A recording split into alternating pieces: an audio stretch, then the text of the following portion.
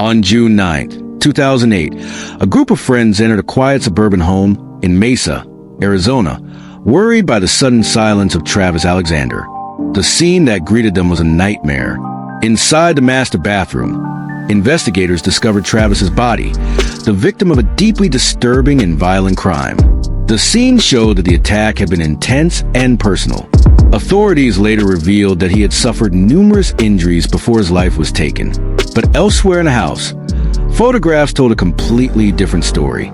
They showed moments from a whirlwind romance between Travis and a young photographer named Jodi Arias, two people who once appeared happy and deeply connected. To anyone looking from the outside, they seemed like the perfect couple.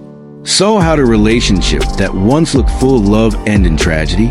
What could transform passion into something so dark and destructive? Jodi Arias would later stand before the world insisting she was innocent.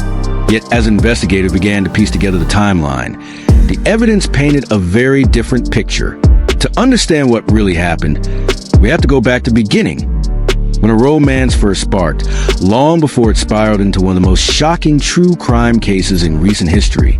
Our story begins not with violence, but with a spark.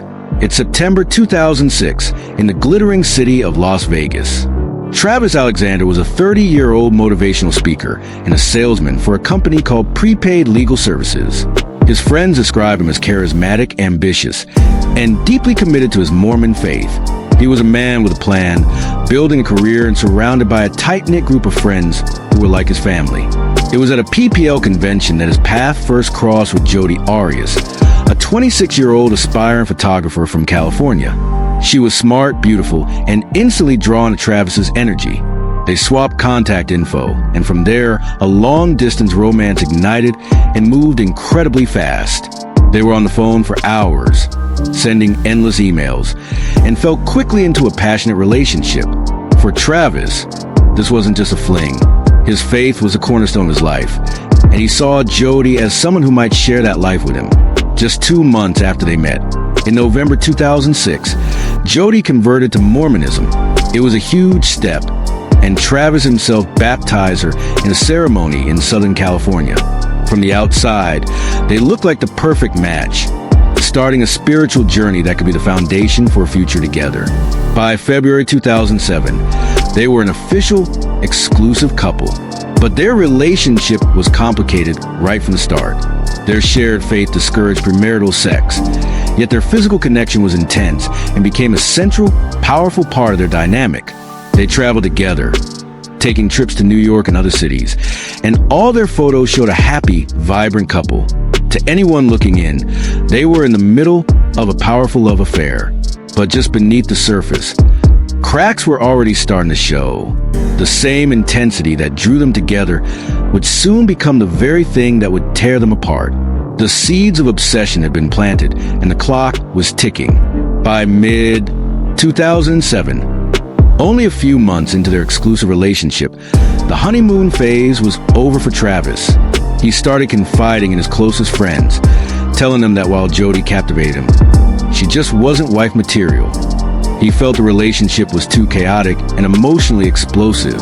He started seeing a possessiveness and jealousy in her that made him deeply uncomfortable.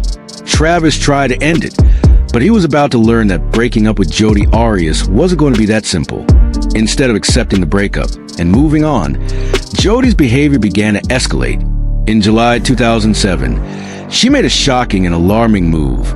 She packed up her life in California and moved to Mesa, Arizona, getting an apartment just miles from Travis's house. The message was loud and clear. If he wouldn't be with her, she'd make sure she was always close by. Her life now completely revolved around his. Travis tried to move on and started seeing another woman on and off. This only seemed to fuel Jodi's obsessive behavior. Friends reported that Jodi would just show up at his house, uninvited. She deflated his tires. Her actions became more and more erratic, a constant, menacing presence he just couldn't shake. The line between a spurned lover and a stalker was getting dangerously blurry. Their dynamic turned into a toxic cycle of breaking up and making up. Travis would push her away, and she would claw her way back in, often using seduction to reignite the physical side of their relationship even after the emotional connection for him had soured. He was trapped. He tried to maintain a friendship with her, and they continued to be intimate. But he was actively trying to date other women and build a future that didn't include Jodi. In early 2008, things got even more tense. Travis briefly dated a woman named Mimi Hall, and this new romance led to one of the most disturbing incidents before the murder. Jodi, consumed with jealousy, spied on him through his doggy door, watching as he and Mimi left for a date. The second they were gone, she let herself into his home and simply waited. This wasn't the act of a heartbroken ex-girlfriend. It was a calculated invasion, a chilling sign of her refusal to accept his boundaries. The relationship wasn't just over. It had become a dangerous fixation. And yet, Jodi remained tangled in Travis's life. She moved back to California in April 2008, but the distance did nothing to sever the tie. They stayed in constant contact, a volatile connection stretching across state lines, ticking closer to a catastrophic end. In early June 2008, Jodi Arias put a plan in motion. She rented a car in Redding, California, telling the agency she was just going on a road trip. She was meticulous. She brought multiple gas cans with her so she could drive to Arizona and back without stopping for gas, avoiding a credit card paper trail. She also turned her phone off for long stretches of the drive, making herself digitally invisible. On June 4th, 2008, she arrived at Travis Alexander's house in Mesa. For whatever reason, maybe he felt obligated, maybe there was lingering affection, or maybe he just couldn't say no to her. He let her in. What happened next was a grotesque parody of their past intimacy, a final, fatal encounter captured in a series of haunting photographs. Police would later find a digital camera in the washing machine, where Jodi had tried to destroy it. Forensics experts managed to salvage the deleted files. The photos start off innocently enough, showing Jodi and Travis in suggestive poses. They're time-stamped, creating a chilling minute-by-minute chronicle of Travis Alexander's last day. They're smiling, playful, with no hint of the horror about to unfold. The final and most disturbing photo was taken at 5:31 p.m. It's an accidental shot, blurry and showing someone on the floor. It's believed to be the last picture ever taken of Travis Alexander, captured in the very moment the attack began. The attack was extremely violent and appeared to unfold inside the shower of Travis's master bathroom. Some of the injuries on his hands indicated that Travis had tried to defend himself, fighting to survive the terrifying encounter. Authorities also determined that the attack escalated further before ultimately ending with a gunshot. What happened afterward shocked investigators just as much as the crime itself. Evidence suggested that Jodi attempted to clean parts of the scene. In the process, she left behind a bloody palm print on the wall, one of the many clues that would later become crucial to the investigation. She also placed a camera believed to contain evidence into a washing machine, apparently hoping to destroy any proof. Then she left the house, leaving Travis behind. But the story didn't end there.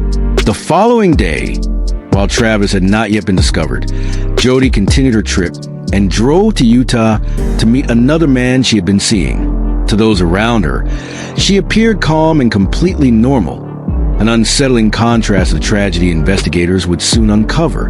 For 5 days, Travis Alexander lay dead in his shower. His friends, used to constant contact from him, grew more and more worried. He was supposed to be on his way to a work trip in Cancun, and his silence was completely out of character. It was Mimi Hall, the woman he had been dating, who raised the loudest alarm. She knew about Jodi, the stalking, the obsession, and she feared the worst. On June 9, 2008, a group of Travis's friends went to his house to check on him. When no one answered the door, they found a way inside. What they found was a horror show. The house was a mess, and a terrible smell hung in the air. They followed it upstairs to the master bathroom, where they made a discovery that would haunt them for the rest of their lives. They found Travis's body and immediately called 911. The Mesa police descended on the scene. It didn't take them long to figure out what happened. The house was full of physical evidence. They found Jodi's hair and a digital camera in the washing machine. The salvage photos gave them a timeline of the murder and pictures of the killer herself. The investigation quickly pointed in one direction: Jodi Arias. When detectives first called Jodi, she played the part of concerned friend, claiming she hadn't seen Travis in months. But as the evidence piled up, her story started to fall apart. A grand jury indicted her for first-degree murder on July 9th. Her birthday, on July 15th, 2008, Jodi Arias was arrested at her grandparents' home in California. Facing the cameras, she delivered the infamous line that perfectly captured her deception. "I don't even hurt spiders." She was extradited to Arizona and pleaded not guilty. That's when she spun her first big lie. She told investigators a wild story about two mass intruders who broke in, killed Travis, and attacked her, claiming she barely escaped with her life. It was a complete fantasy with zero evidence to back it up. In a TV interview, she looked the world dead in the eye and declared with unnerving confidence, "No jury is going to convict me." She was betting that she could charm and lie her way out of a murder charge. But prosecutors weren't buying it. On October 31st, 2008, they announced their intention to seek the death penalty. The web of lies was already tangled, but it was about to get a whole lot crazier. As the trial got closer, Jodi's story would take a dramatic turn, setting the stage for one of the most bizarre courtroom spectacles in modern history. If you're finding this story compelling, do me a favor and hit that like button and subscribe to the channel. It really helps us keep making deep dives like this one. Now, let's get back to the trial that gripped the nation.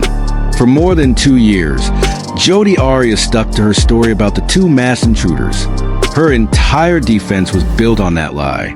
But as the trial date neared, with a mountain of forensic evidence against her looking impossible to beat, she made a shocking pivot. In August of 2010, she ditched the intruder story completely. She finally admitted that she had killed Travis Alexander. But now, she claimed it was in self-defense. This new story painted Travis not as a victim, but as a violent abuser. She alleged a secret history of physical and emotional abuse that, according to her, led to a final, violent confrontation on June 4th. In this version, Travis attacked her in a rage after she dropped his new camera, and she had to fight for her life.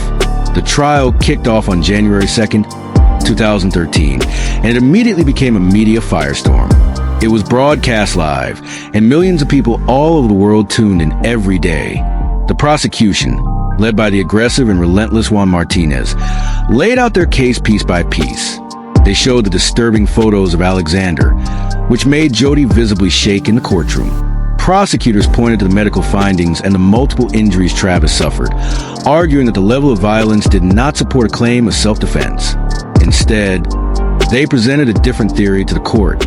According to their case, Jodi was a resentful former partner who became enraged after learning that Travis was planning a trip to Mexico with another woman.